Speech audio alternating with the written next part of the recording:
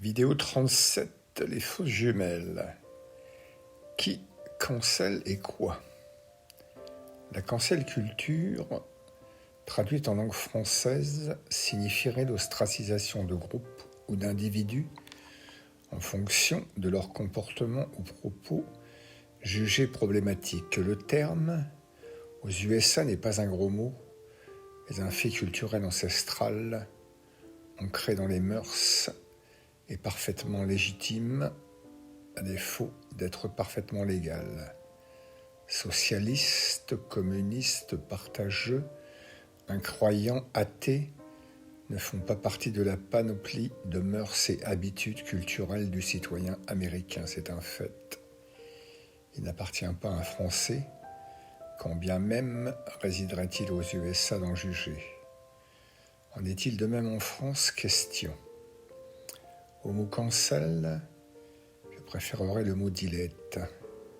Il est à la fois plus précis et plus honnête. À la culture de l'annulation, nous avons substitué celle de la suppression de l'ignorance.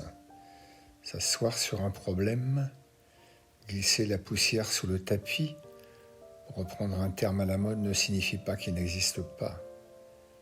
Cela traduit simplement le fait que l'on décide de ne pas en faire une priorité, un impératif, voire une vulgaire préoccupation. Bref, une lâcheté, un déni.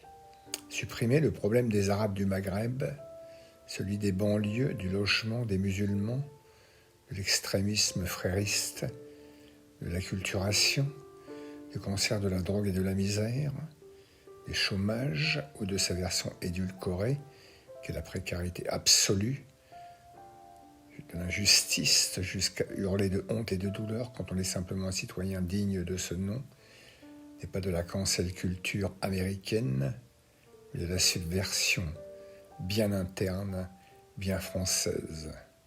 Choisir l'origine à la copie? J'ai choisi, vous l'aurez deviné. La cancel culture n'est pas française. Nous, c'est carrément la dilette culture. Elle revêt parfois de vilains visages, plein de haine, de complexes de couleurs, de mœurs, de délires schizophréniques, de jalousie. C'est injuste, c'est indigne.